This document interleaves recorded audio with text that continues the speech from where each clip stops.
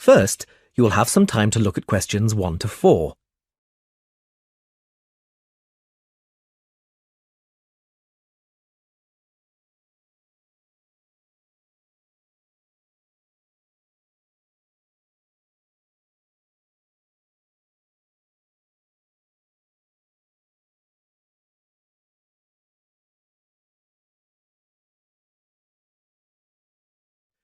Now we shall begin.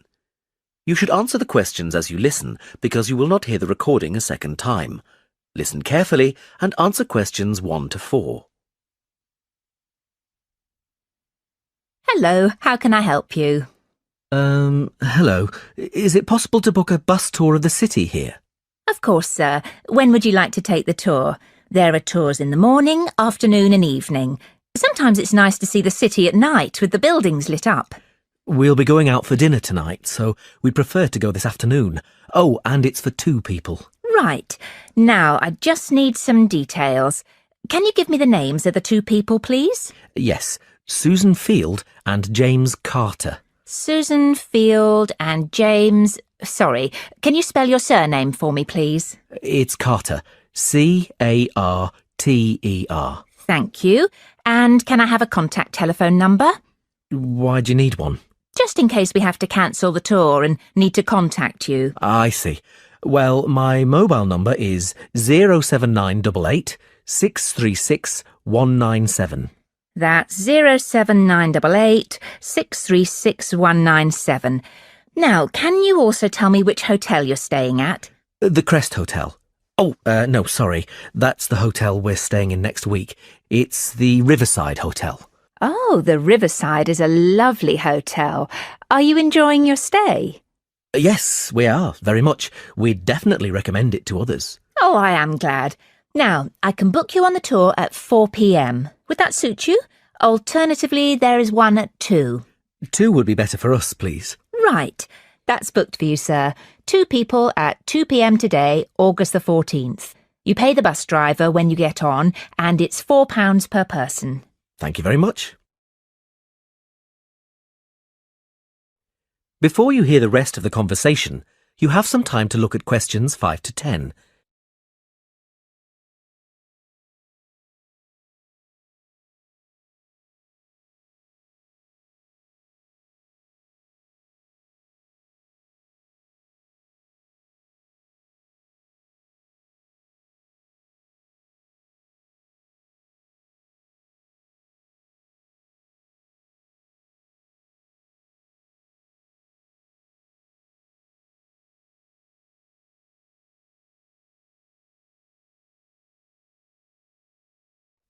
Now listen and answer questions 5 to 10. Can I also ask you about the museum in the main square? I was reading about it in my guidebook and was shocked to see that the entrance price is £10. Why does it cost so much? Well, the museum has the largest collection of Latin American art in Europe. People come from all over the world to see it. But that's not the reason why it's so expensive to get in. You see, the building is very old and it needs repairs. The £10 ticket cost will go towards repairing the roof and the walls. I see. Well, I suppose it's worth paying £10 to see the collection. Yes, I think so too. Is there anything else I can help you with? Actually, there is. I was wondering if you knew of any good restaurants in the area. Well, there are a few restaurants near the harbour and a couple on the beach, which are nice. The problem is that the smell of the fish market is quite strong down there. I don't think my girlfriend would be very pleased. I know what you mean. It's not very romantic, is it? My advice would be to go to the next town. It's bigger and the restaurant selection is wider. You can get there by taxi and it only takes about 10 minutes. The town is quite picturesque. Is it for a special occasion? Yes, it's my girlfriend's birthday, so I'd like to go somewhere special. Do you know any of these restaurants well enough to tell me about them? Well, I know about a few of them, and there are pictures in this leaflet here. Oh, this one here is lovely, the Bellevue, and it's extremely popular. It has a famous chef, so it's not cheap, but the standard of the food is very high. It's right by the sea, and there are wonderful views if you get a good table. Then there's the Lighthouse Cafe. You can see the picture here, which isn't really a cafe at all. In fact, it's a great restaurant, and a lot of TV celebrities and actors eat there. The place has been going for over 100 years. It's quite an institution around here. I'm not sure about those two. They sound too expensive to me. I was thinking of somewhere small, not too upmarket, but with good food. In that case, what about Harvey's? The same family has run this restaurant for over a century, and it's reasonably priced and really popular with local people. Oh, and there's another family-run restaurant, Stonecroft House. New owners took over a month ago, and they're getting good reviews. There's a new chef there, and the food is meant to be very good. This leaflet has the contact details for all the restaurants, so you can just call them if you'd like to book a table. Great, thanks. You've been very helpful.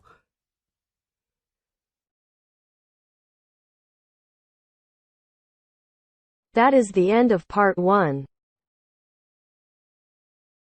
You now have half a minute to check your answers.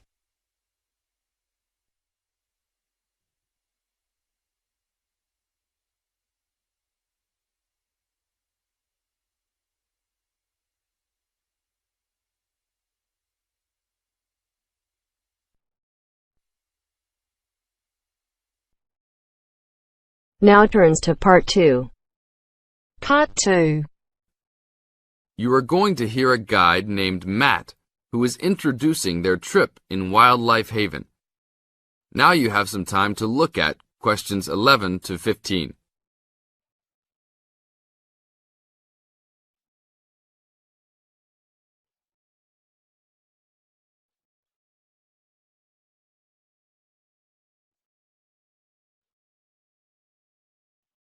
Now listen to the first part of the introduction carefully and answer questions 11 to 15.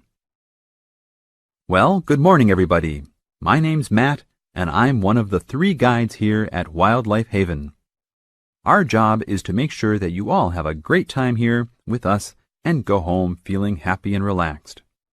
As you can see, we're away from the city in a remote area between a national park and the sea. To encourage you to relax, there are no radios or TVs, and the only phones and newspapers are in the office. So, if peace and quiet is what you've come for, this is the place to be. From your cabin on the hill, you'll find you have the national park behind you, and you can look out from the sea from your front balcony. Your luggage will be unloaded from the bus and taken to your rooms in a few minutes. Once you have picked up your key at reception, please locate your room and check that all your luggage has arrived. The daily program here at Wildlife Haven is flexible and only as demanding as you want it to be. You should each have a brochure setting out the facilities and various walking tracks you can take. And on the bus, you are given a green sheet setting out a number of group tours in the coming week. If you want to join any tour, just write your name and room number on the relevant sheet along the wall here. Tomorrow, there is a Beachcombers and Rock Hoppers tour exploring marine life in the rock pools along the beach.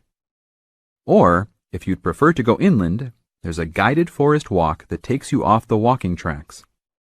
If you want to catch some lunch, you could join the beach fishing expedition.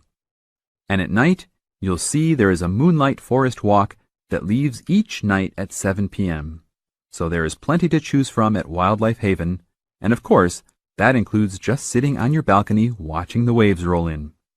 But I would recommend my favorite tour, the Waterfall Walk. This departs at sundown each day and also provides the opportunity to have a moonlight swim.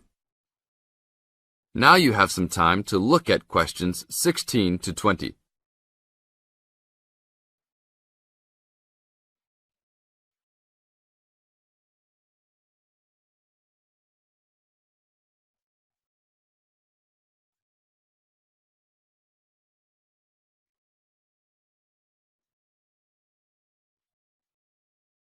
In the second part of the introduction, you are going to get some advice from Matt. Listen carefully and answer questions 16 to 20. You've chosen to visit us in January, which is one of our hotter months. And although you may be tempted to wear a minimum of clothing, You should always take precautions against injury, particularly in the national park. This includes sensible footwear. You'd be surprised how many of our guests ignore this advice and end up being sorry. And socks are a good idea too. And even though you might be under trees a lot of the time, it's a good idea to wear a hat in this hot climate. There's no need to be too concerned about walking in the national park, provided you use common sense. It's true that there are poisonous spiders in the park, but they are really more frightened of you than you are likely to be of them. I should also warn you against eating any wild berries. Some are edible, but you should avoid them all. We'll provide all the food you can eat. Well, that's about all for now. Dinner is from 6 to 8 p.m. in this building.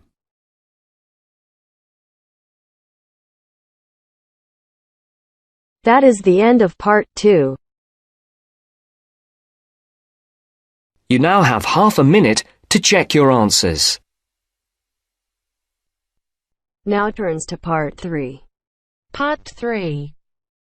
You are going to hear a tape recording of instructions and advice, which a woman called Martha has left for her friend John, who is coming to stay at her house and take care of it while she is away.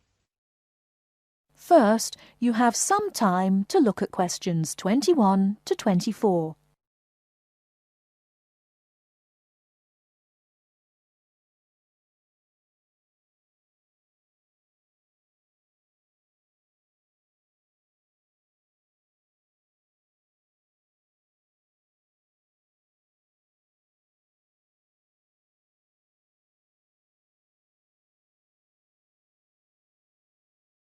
Now, listen carefully and answer questions 21 to 24.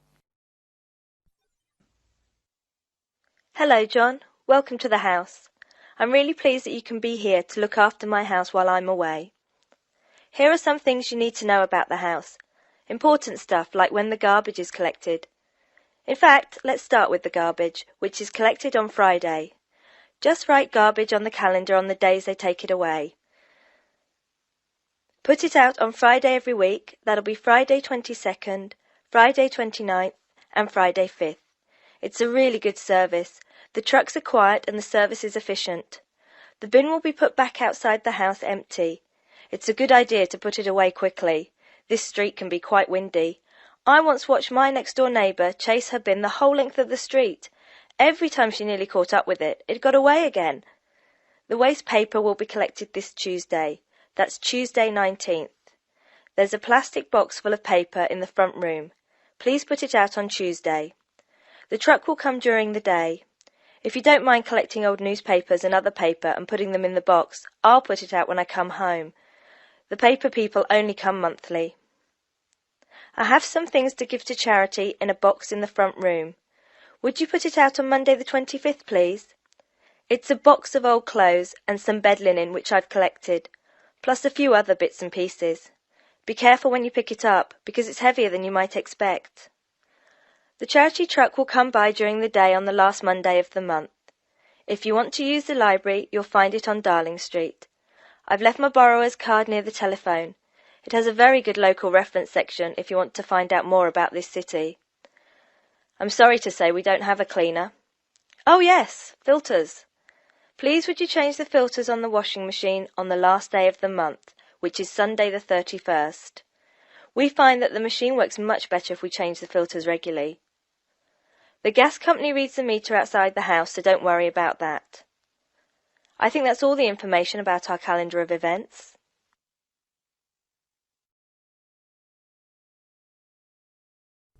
Before you hear the rest of the talk, you have some time to look at questions 25 to 30.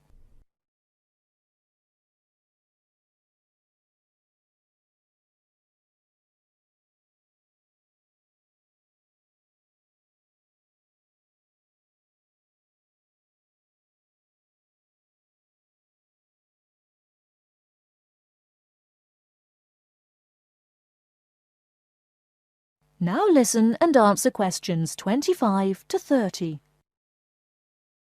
Well, John, I'm trying to think what else I should be telling you. As you know, I'm going to a conference in London. I hope to have a little time to look around. It's a great city. I do hope I manage to get to at least some of the theatres and museums. I'm looking forward to all the things I have to do at the conference too. I'm giving a paper on Tuesday the 26th, and there are a couple of really exciting events planned later in the conference programme. I hope to meet up with an old teacher of mine at the conference. She taught English literature at my old high school, and we've kept in touch through letters over the years. She teaches now at the University of Durham, and I'm really looking forward to seeing her again. By the way, I expect you're hungry after your trip. I've left a meal in the refrigerator for you. I hope you like cheese and onion pie. Would you do me a favour, please? I haven't had time to cancel an appointment. It was made a long time ago, and I forgot about it until this morning. It's with my dentist for a check-up on Thursday the 28th. Could you please call the dentist on 816-2525 and cancel the appointment for me? Thanks a lot, John. One last thing. When you leave the house, make sure the windows and doors are shut and set the burglar alarm. The alarm code number is 9120, enter.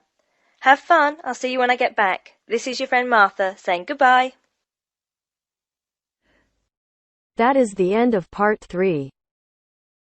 You now have half a minute to check your answers.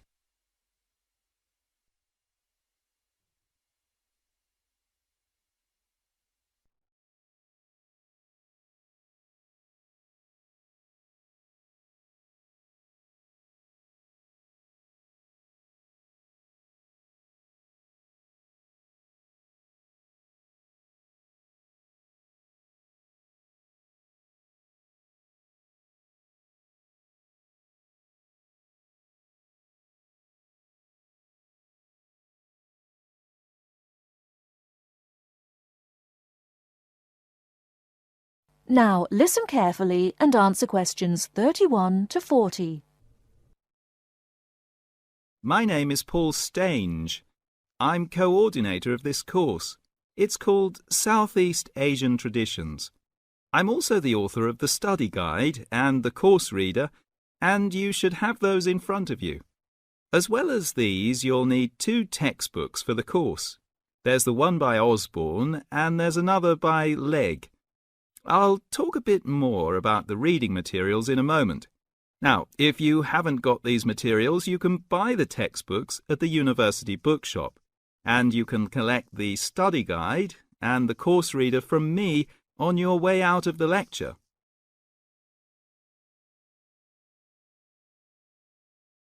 The purpose of this lecture is simply orientation. What I'm going to do is introduce myself, talk you through the course, and give you some additional advice, apart from what's contained in the study guide, on dealing with the various assignments for the course. First of all, the materials. You'll find the 2 textbooks very clear, and they give a good basic coverage of the history of the region. Most of the reading materials in the reader are fairly easy-going, but I have to warn you that 2 of them are quite difficult. These are the readings by Smale and Bender, and of these 2, the one by Bender is perhaps the more challenging.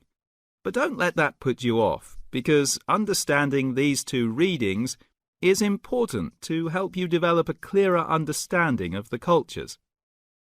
In other words, they'll help you acquire greater sensitivity to the differences between the various cultures in the region.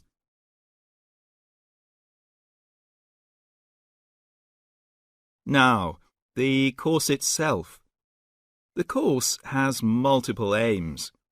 It's primarily a history course, but it's not only a history course. It is, in most respects, a cultural history course focusing on Southeast Asia.